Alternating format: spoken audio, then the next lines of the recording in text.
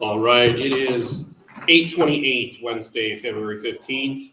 I'd like to call the Finance and Budget Committee meeting to order. First item on the agenda is the 2021-2022 fiscal year audit. We have Angela and Rob, if you guys would like to start us off. Yes, and we will make our presentation brief, and thank you for still allowing us to present for you tonight. So Angela Erdman, you know me, but then Rob Meinhold, our accountant, he works hard. We work as a team to prepare for the audit every year, and he was also one of our auditors before he came to the Manitowoc Public School District. So oh, cool. He has way more experience in financial statements than I do. So that's why I thought I'd bring him here as a resource. And so it's good to have him here. I'll just go through some of the stuff and we'll take team in here. We're required to do an audit every year, and technically, the school board hires the auditor to do the audit for each school district. So I'm just going to just for a time basis, I'm going to skip through some of the basics. I'm assuming that you had time to review that, if that's all right with you guys. That's fine. Yeah. Make sure we're compliant with federal programs, state programs, and give an opinion of the accuracy of the school's financial statements. And so the role of the auditor, the financial statements are the responsibility of the management of the MPSD, not the auditor. Auditor's role must be limited to keep an independence in their review. Anything you want to add on that, or what they're really looking for? If deficiencies are found, the auditor will issue findings. So we'll go over our findings, and significant deficiencies and material weaknesses are the two different basic types of findings. And so, one thing that Rob and I talked about last year when he went over this, you really want an unqualified opinion. That's always our goal to have for the audit every year. Qualified, or disclaimed to be lacking in areas. And so we have an unqualified opinion on our audit, so that is good. So yep, that's the best opinion you can get for an audit. It just means that the basis for the financial statements is accurate, well documented, and if the auditors were to not prepare the financial statements, the financial statements would be materially correct if the district had to prepare their own. So these are just, as you probably have reviewed, just the basic highlights. I'm not going to go over these just due to time, but just it talks about the review of the general revenues and expenditures. Overall, our net position was increased by $3.5 million. And, these tables go over some of the statement of net position in the areas where we had the most change in growth. In this table too, was specifically with operating grants and contributions, and that was mainly with the federal ESSER dollars. And then you can see changes in services was one thing. We had a lot more athletics last year because the year before there was COVID. And then federal aids, pretty much the same thing. There was a lot of growth in that area. And then the bottom just shows, how much, $38.5 million going into instruction. Any notes on that, or? Okay. So this goes over the, the overall net position for the end of year, the statement of activities. And I'll just kind of go through it, and anything that you want to maybe add. I guess if you look at this slide, I realize this is very, very small. Our ending fund balance on this slide is really one of the most critical areas. It outlines all of our major areas of revenues and expenditures, but when all is said and done, we ended up with $21.1 million in our fund balance, and our net change was in there as well. So any things that you need to add? Should be 22.9 actually. 22.1? Should be on the bottom. Are you on the same one I am? Maybe I went to the wrong one. On the next slide. What did I get? Net change in fund balance or 22? The statements that are right before capital assets. Yeah, there are two kind of financial statements. Oh, you know what? For the This is district. an old one. You know what? I accidentally didn't paste this one. Okay, well, My anyways, bad. Oh, sorry, apologize about that. We'll there go over it. are the Okay, district-wide just- statements, which is presented kind of how a business would present theirs with assets and, like long-term debt. Mhm. That kind of, tells you the overall health of the district, including those items. The more important statements, I think, are the fund financial statements. It breaks down by fund. And it kind of tells you how you're doing without taking into consideration any assets, any depreciation, any long-term debt, because everything in the fund statements is either expensed or received in the current year. It's because school districts can have a lot of assets with buildings and stuff.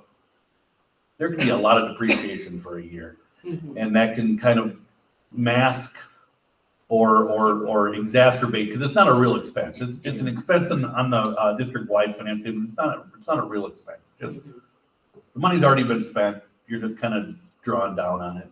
Mhm. And both of the financial statements show that the district is in a really good spot financially. Although I don't know if you can look at like this year, last year as without taking into consideration all the extra ESSER dollars that have rolled in. Mhm. Those are going to not be there going forward. So either new revenues need to be found, or we may need to cut back, because it's it's a lot of money flying through these last couple of years. So Which what is do we good. consider a not so healthy fund balance? If we're talking about like ESSER money not coming in, like we're saying we're okay right now, Mhm. but what's not okay? I think we talked one time with conversations with Mark and with Ken. I think, they wouldn't want to go between, and I'd have to run the percentages. Like some districts will have a fund balance policy where you don't want to go like under 15%, or 10%, Of your expenses for the year. yeah. Okay. And so and it's on page 18. It looks like I had, I apologize, I had an With extra fund slide in balance, there. typically it's recommended for 15% to 3 months operations. Oh, okay, That that you're makes covering, sense. that's, Yes. essentially the rule of thumb. Okay, You can have other things that you might want to consider designating, kind of, do you want to have a rainy day fund? Do you want to designate fund balance for certain things? But, essentially a critical thing, if you don't have at least 3 months, then you're potentially in a situation where you're going to borrow Mhm. because you don't have enough money. So also you can be adding expense. As we're talking about what happens if referendum fails next year, Mhm. we're fortunate to have a healthy fund balance, because if we just jumped into cuts, it could be devastating. It's not good to use your fund balance. However, sometimes on transitions, it's critically important. And our low points in the year are in December and in June, when we're waiting for aids and property taxes to come in. So we referenced that in some of the previous meetings. Some of the capital assets, I'm just going to, if you want to review, if you have any questions, we can touch on this in another meeting if you'd like to. This goes over various long-term obligations that the district has. And this talks a little bit about the outstanding liability that we have with OPEB and stuff as well. So kind of, to even highlight and make this even go quicker for the actuarial study, we have to have the actuarial study and the tables prepared for the audit financial statements. So, that, just presents like an update for what, if we close the doors today, what would we owe? What would it be for us? So, and then forecasting ahead is more in that actuarial study. Yeah. Would you like to add on that, or? Yeah, but when it comes to long-term debt, the district is in pretty good shape compared to a lot of the districts that I've seen. This October is this coming October is the last debt payment, correct? April, Oh, April's actually, the last debt payment. Yep. And I know a senior manager I used to work with, he's been an auditor for 30 years, 35 years. He has never done a school district that has not had long-term debt.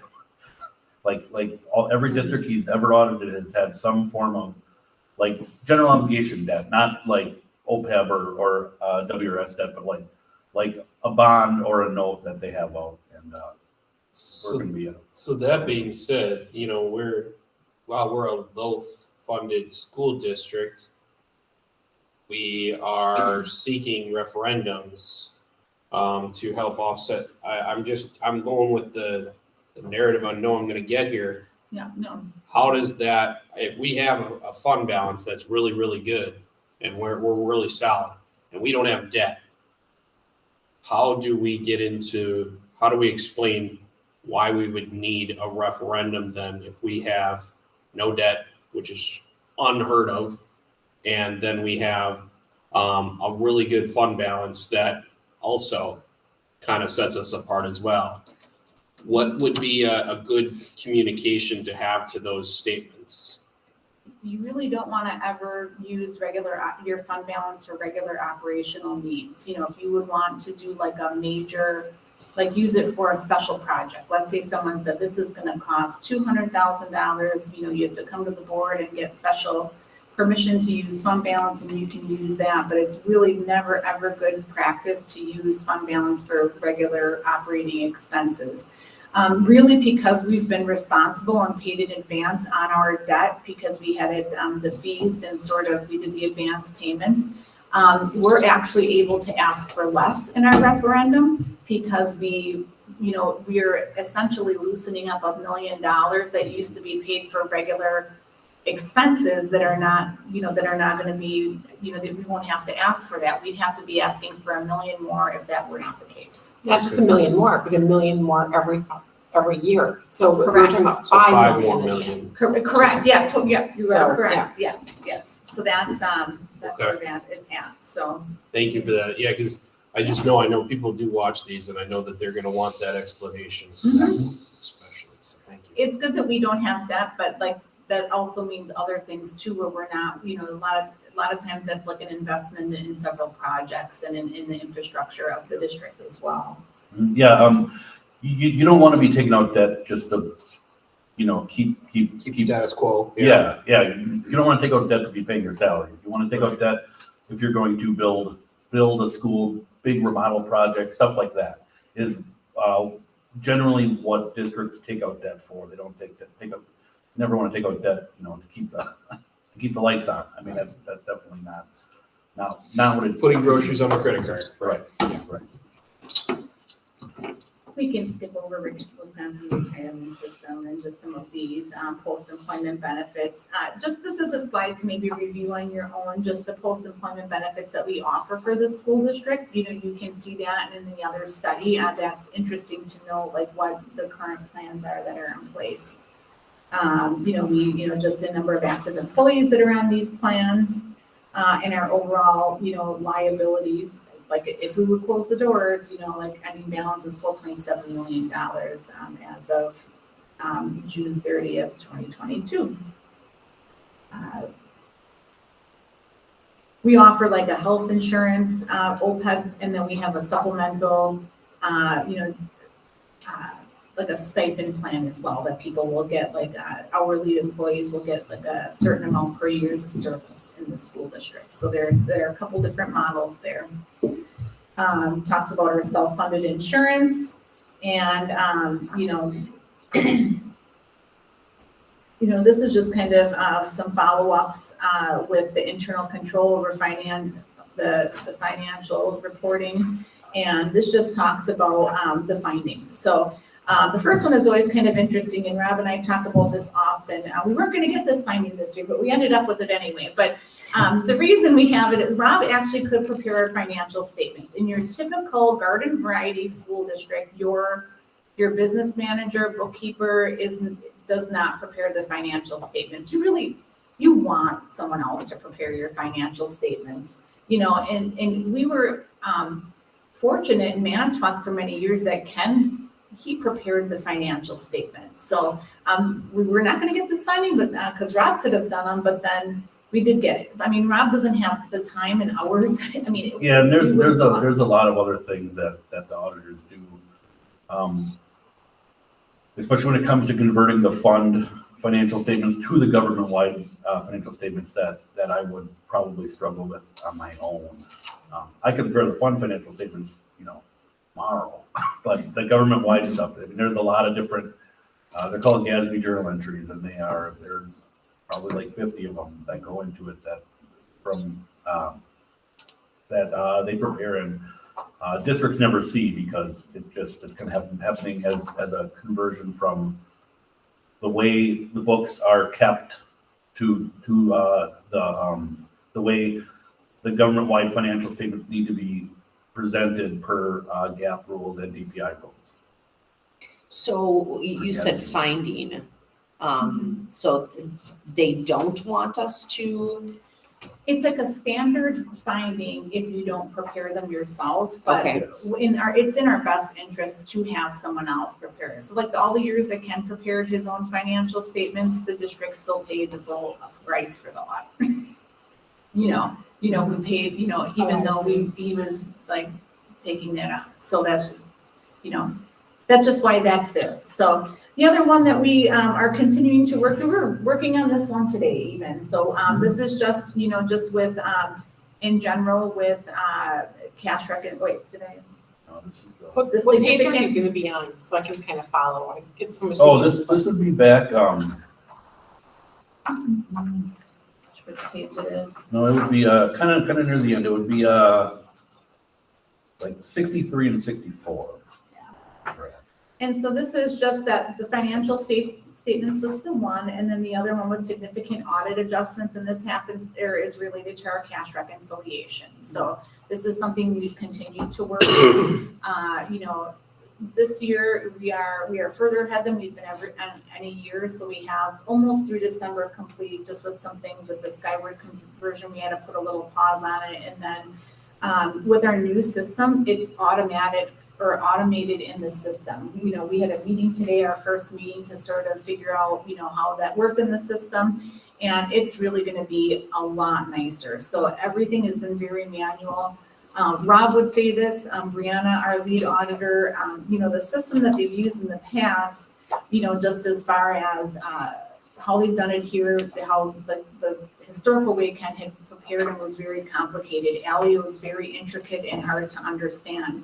When I walked in the door, it was 6 months behind. There was things like that, and we're moving forward, and just want to explain that, and it's our responsibility. The goal always should be to get it done on a monthly basis, and with this new program, we should be able to manage that. So just want to make sure that you're aware of that, because that is something that you want to make sure, because that just makes sure that we're finding and combing through and verifying everything. So, that's just where that one is at. So, that's all I so have. good. So I was gonna say, can we have a dashboard?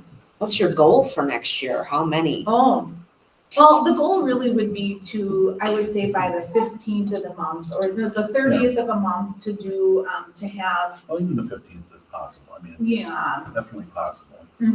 Yeah, and to have it done every month, so it's not hanging over you. What happens, because it's such a laborious process and it was such a steep learning curve, it's kind of like full weekends or many hours in a row are spent on this process when it does not need to be like that.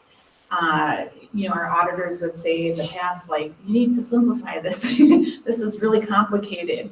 And then we have things like our system would run 2 of the same reports, but one would end in an A and one would end in a B, and they would come up with different totals for virtually for the same things for avoided checks. You've witnessed this. Yeah, the reporting in Alio wasn't great. I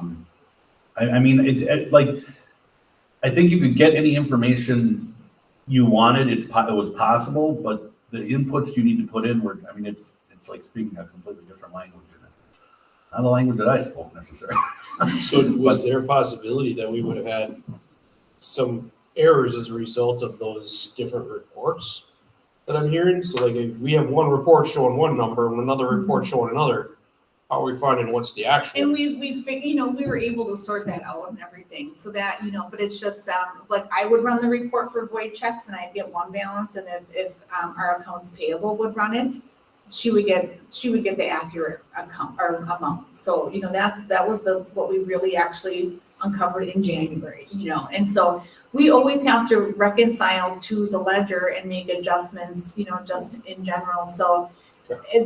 With COVID, we had a ton of void checks. So like the first year I was going through that was like learning the system, and then these reports, I didn't even know, we were just sorting out, and we thought we had the voided checks sorted out and worked with Alio on it, and it's really finicky, to put it simply. So do you think that'll be a finding next year, or do you guys think that you could not have that be one? I want it removed well, okay. next year to work past it, Yeah. and so it's not on there anymore. Okay. Right, and the significant audit adjustments it's not all about cash either. Mhm. Like there were other items, like if something isn't recorded. There were a couple things that I caught before the auditors came when I was preparing. There's stuff that like something was sent from DPI in aid. I think it was a food service aid. It was deposited in the wrong account, and all those grants, there are very specific accounts that DPI wants them recorded in. And if like the auditors would come in and say, well, this was supposed to be, school lunch aid, and you have it in breakfast aid, and they moved it, if it was a significant amount of dollars, that would be a material audit adjustment, or a significant audit adjustment, I guess is the word they use. Materiality for a district this size is quite large, but so are some of the grant money. If you put it in the wrong account. Yeah. And I have a little more experience than the prior bookkeeper of what accounts they should go in. Mm-hmm. But anyone, it can happen, to anyone, especially when it comes to the federal dollars, where even if it's recorded in the wrong project number, the auditors are going to move it because they're going to find it. Now, preparing the items ahead of time that they want us to prepare, it'll help me find the mistakes before they do, hopefully. But yeah, and I was just getting started this past year when we were preparing this stuff, where I didn't know what I didn't know yet. Sure. Now I mean, even though I was an auditor for 9 years, I didn't see it from this side, and it's a completely different view from this side too. And often, the deposits and aids will come in from different channels, so where you think everything comes through in the same way, it's kind of, sometimes it's a scavenger hunt, and then, sometimes we'll find them out in the audit, so, yeah, so very good. So, any other questions? Okay. Great. The other thing that we had too, and I can, Rob's worked with these as well as and I'll just stop sharing here right now, is the actuarial study. I'll just go out of this right now, actually. And we have that posted in board book, and that's just a kind of a standard report that we have to go through and have done. I think just in summary, to keep things super brief, is, this, it describes the benefits. They have to describe the value of them. Of a particular mention, they'll project your payouts over several years coming up. So I'm trying to think of which one this is. So you'll just see the balances. So let me see here. I'm sorry. I forget which one I started with. If I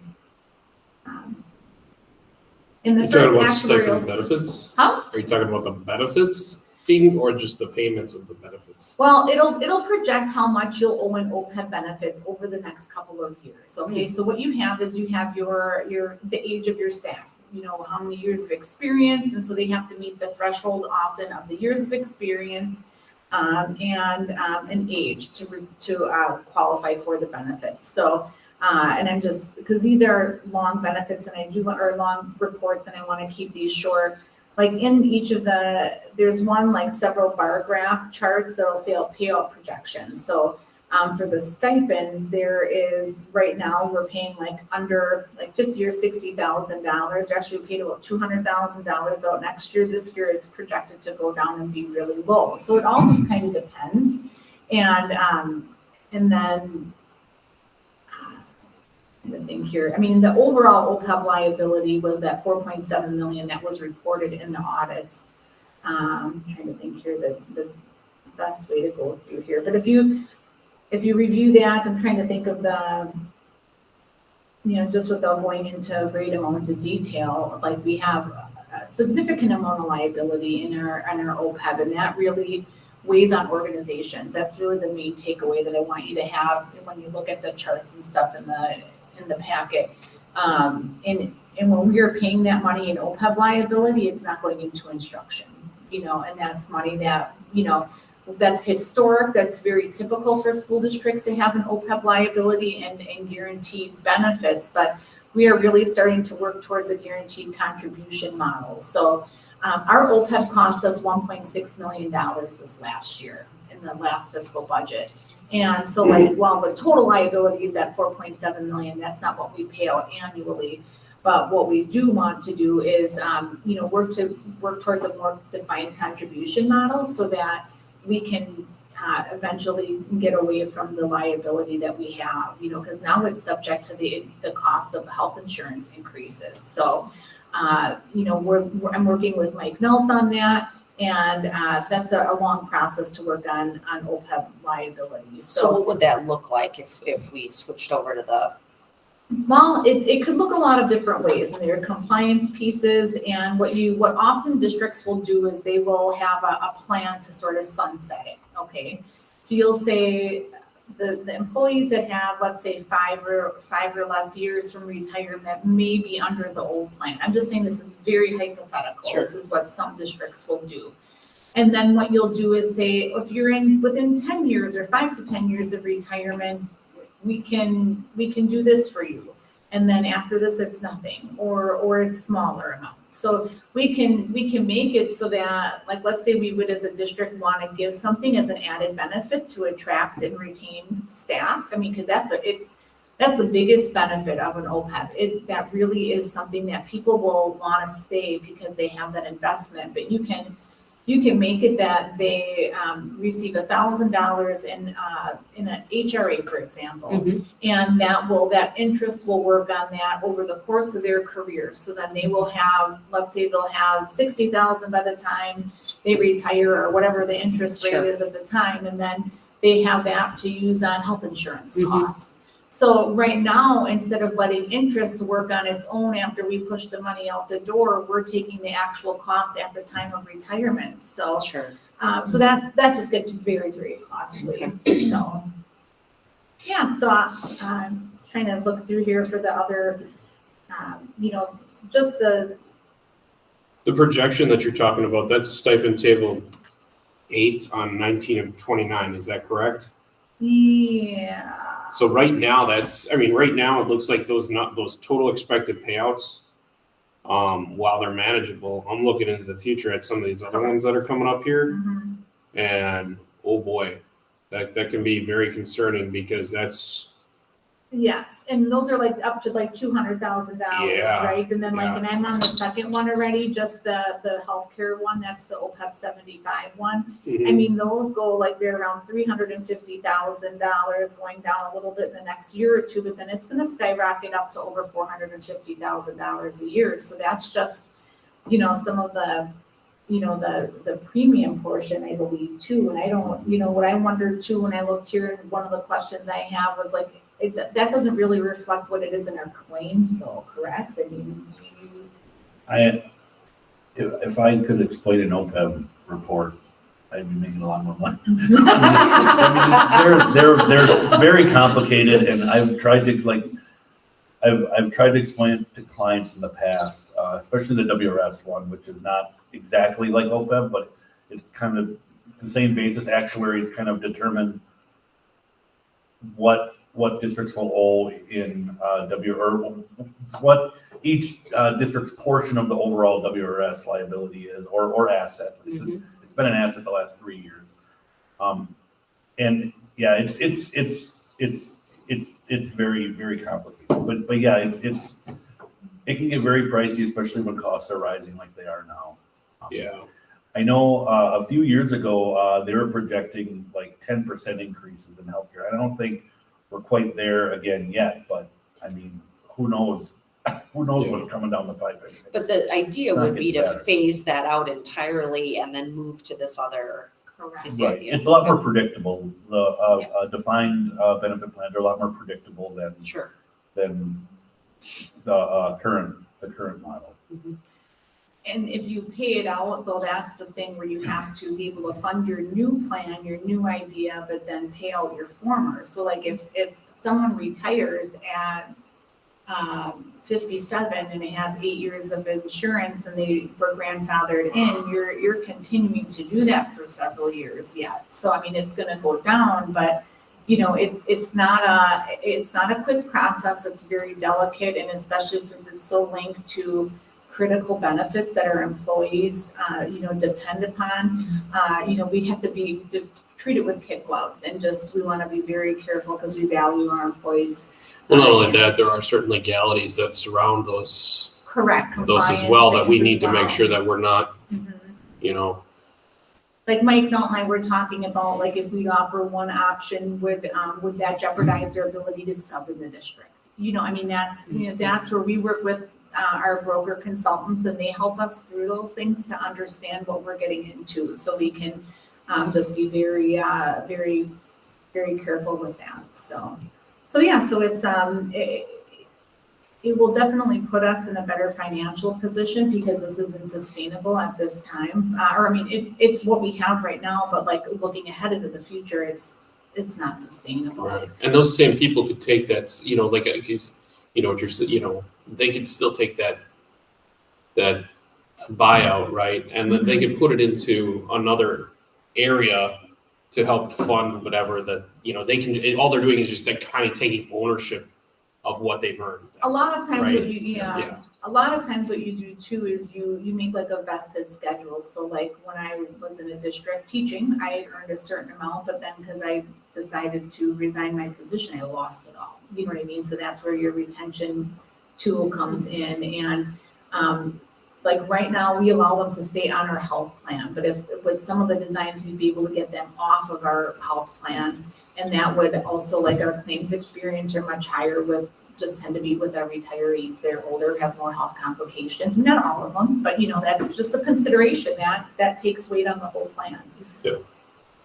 If you just want to see on your own, page 53 shows like a table of the age of active employees in our district. You can just kind of see where a number of years of service and that type of thing. So if you like to see that kind of data, that's interesting. So those are just the main highlights I wanted to share with you. And, the only other agenda item we had was the referendum, unless you have questions on the actuarial study. I don't mean to zoom through it so Do you have quick. any questions? Stacy, do you have any questions? All right, I'm good. I think, I think it's very interesting to see, the different things that we're doing to save money for the district, different ways to, keep us in the black instead of the red. So, yeah.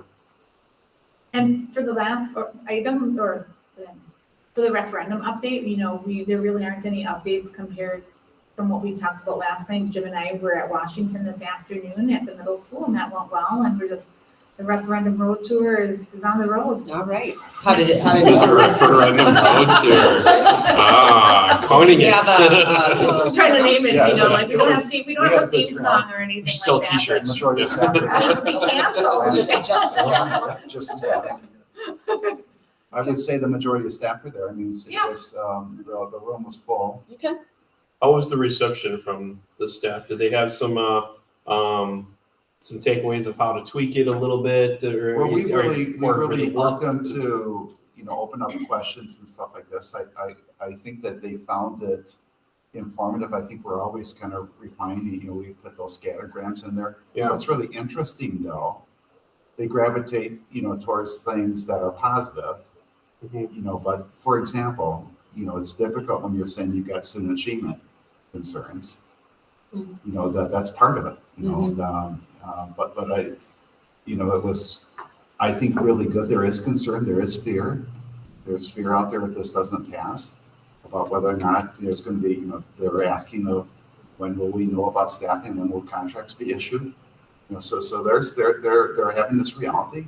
We did open up and the conversation evolved, so we understand, what's the impact of the negativity that we have out there sometimes, in terms of how, people have framed certain things and it's created that fear. And then there's, sometimes reading stuff in where it's taken out of context and you have to work to explain that. So it was a great opportunity because we started and were able to get this question answering going, in terms of where they're at. And it was interesting, after we broke up, I was still talking about 6 teachers or so, Yes. very engaged in conversation where it was just continuing. So, Okay. that, loosening things up was really beneficial. But we also identified, in terms of creating our frame of the positive in terms of what we're doing, what we're taking on, and that we do want to become a destination district. Mhm. And how we channel this energy, but also the need to be able to explain it. So I think it was beneficial, and I think every time you have a little bit of experience, you get a little bit more insight in terms of how to connect with people, so that. But really, the benefit is when we're answering questions. Sense it a little bit at ease Yeah. instead of the unknowns. I told, one was saying, my parents are going to vote for this. I said, I'll come over. So, I think it was good, don't you, Angela? In Yeah, terms of, I do. So that was the first of a staff meeting, and Okay. I thought went well. Great. Well, keep up the good work, guys. Yeah. Thank you. Any questions for the referendum update? Nope. All right, well then I'd be seeking a motion to adjourn, I'd be happy to make that motion. and I will second that motion. Long night. All So, in favor? aye. Aye. All right, we're adjourned. I almost voted. Okay, I'll stop the recording. At this here. point, I probably would have been, yeah,